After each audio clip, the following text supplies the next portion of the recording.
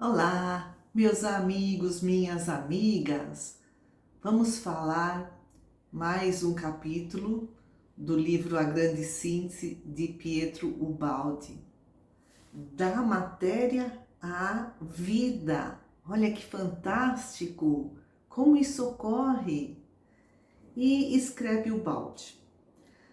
A característica da química da vida é a necessidade de uma contínua renovação íntima, com a qual se reconstitui de uma rápida deterioração, um desfazer-se constante de equilíbrio que, no entanto, se reconstrói sempre, de modo que, no conjunto, o equilíbrio permanece, mas condicionado por intenso e íntimo trabalho. E a morte é sinônimo de renovação. A vida é um dinamismo intenso, é um contínuo e complexo decompor-se e recompor-se da matéria. A vida é um constante anabolismo, que é a absorção, a assimilação, e um constante catabolismo, que é a eliminação, a desassimilação. A passagem, diz Ubaldi, da matéria pelo ciclo orgânico é uma espécie de febre, de corrida insólita, da qual escapam para repousar em seu equilíbrio químico inorgânico assim que se livram dessa imposição.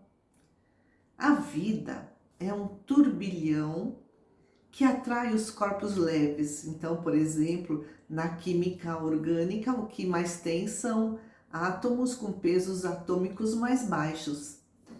E esse turbilhão, né, atrai esses corpos leves para o seu movimento rotatório, de vértice.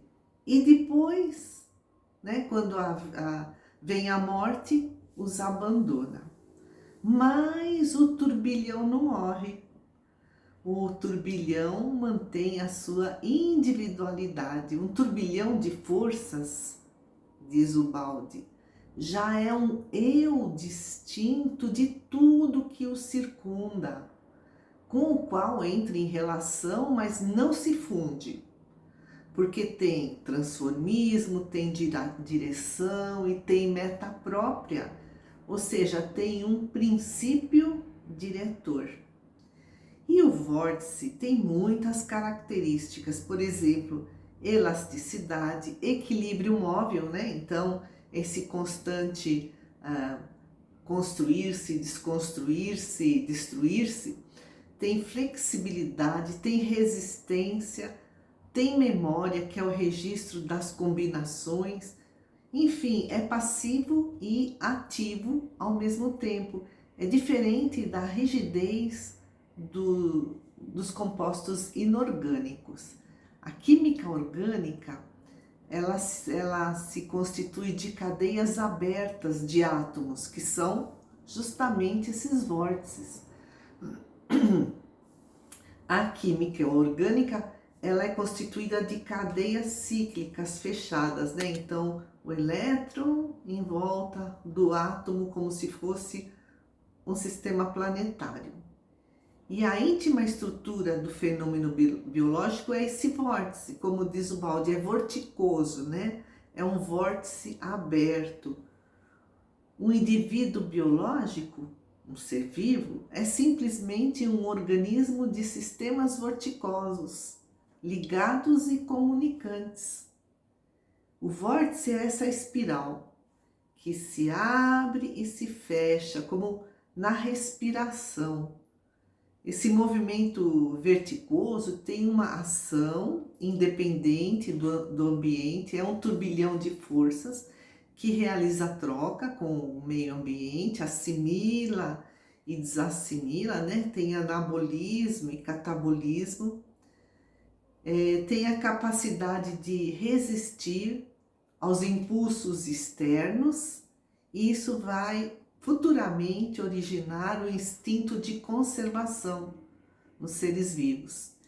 E também tem a capacidade de interagir com o ambiente conforme os vários tipos de movimentos. Isso futuramente vai ser o germe o germe e se transformará na capacidade de escolha. Tem o princípio da inércia, que né, o princípio da inércia, né, existe em todo o universo. Isso vai gerar uma resistência às variações, até futuramente no ser humano uma desconfiança em relação a mudanças, como se diz, misoneísmo. E esse vórtice é aberto, então ele projeta forças, ele se comunica com o exterior e vai dar origem, ao longo da evolução, à sensibilidade, à percepção. Tem uma vontade de reação, que é um princípio ativo, que futuramente será a atividade humana e a adaptação dos seres vivos ao meio ambiente, né? Ao longo da evolução das espécies. Na natureza das formas dinâmicas, onda, direção e expansão, diz o Baldi, encontrais o primeiro germe daquele impulso que se transformará em vontade. Ou seja, onda, a onda elétrica, a direção da onda, que é positivo para o negativo, a expansão, porque se difunde por todo o universo. Tudo isso é o germe desse impulso que mais tarde se transformará em vontade. E o turbilhão também, esse turbilhão de forças, esse vórtice, tem a capacidade de registrar os movimentos que absorve. Isso dará origem à memória, à fixação das impressões, formando a memória. E olha que interessante que escreve Pietro Baldi. Pode parecer-vos que haja um abismo entre a vida e a matéria. A gente pega uma pedra, pega um ser humano, fala, nossa, o que tem a ver uma coisa com outra? Existe, continuidade? Aí escreve o Baldi, não há abismos na natureza, nem saltos, nem zonas de um vácuo, não existe no universo algum vácuo. Em todo lugar há esse princípio de vida.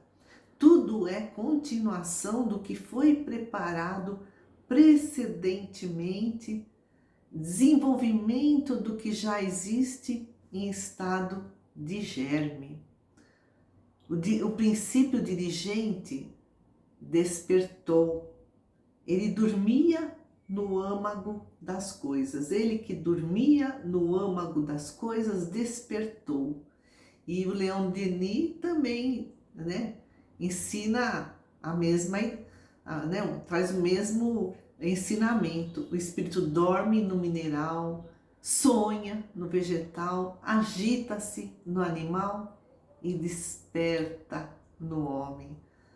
Olha quanta coisa fantástica para a gente aprender sobre nós mesmos, de onde viemos, lá no princípio do princípio do princípio, lá onde está Deus. E também aqui, Deus está aqui conosco, porque Deus é transcendente e imanente. Amigos queridos, agradeço muito, muito o carinho, as inscrições, a presença de todos.